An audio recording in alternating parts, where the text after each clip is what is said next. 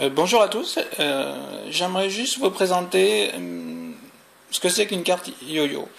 Alors, les cartes yo-yo, en fait, ce sont des cartes qui permettent de faire à peu près la même chose que Arduino, mais la seule différence, c'est que, en fait, elles ont besoin d'une machine pour fonctionner. Elles sont pas capables de travailler en autonome.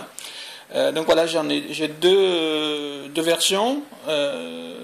Il y en a une avec un USB mini et puis un USB normal. Donc toutes les deux, j'ai ajouté une clé, enfin une clé Bluetooth qui est pratique pour certains projets de ne pas avoir trop de fils.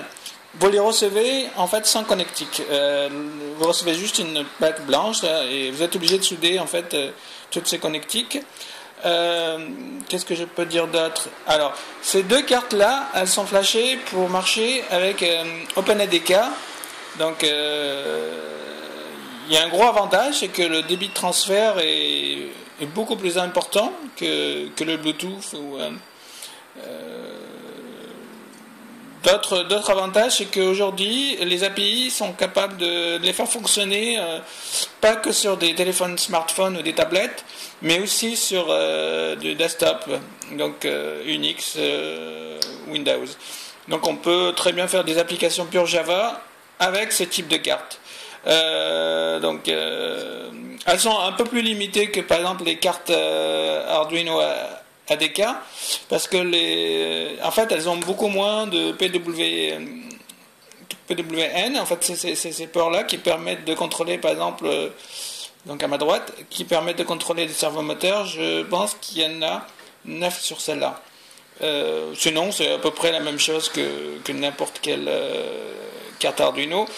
À part niveau développement API, en fait, personnellement, je trouve que c'est plus facile à les implémenter dans des applications Android. Les API sont déjà toutes prêtes. Il y a 3 librairies à ajouter. Donc il y a Bluetooth,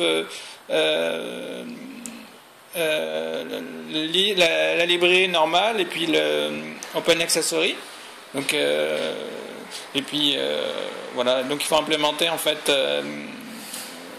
l'interface pour pouvoir les gérer. Enfin, je trouve, par exemple, si vous avez vu mon projet de bras qui dessine robotique, c'est beaucoup plus flexible en fait pour des projets simples où on a une interactivité directement, par exemple un bras robot ou autre chose, parce que on interagit directement avec les input and output, donc sans passer par le processeur par exemple de Arduino qui lui en fait est indépendant. Donc le cycle d'horloge est différent d'un PC ou d'une tablette. Donc voilà, une petite présentation de yo-yo. Merci.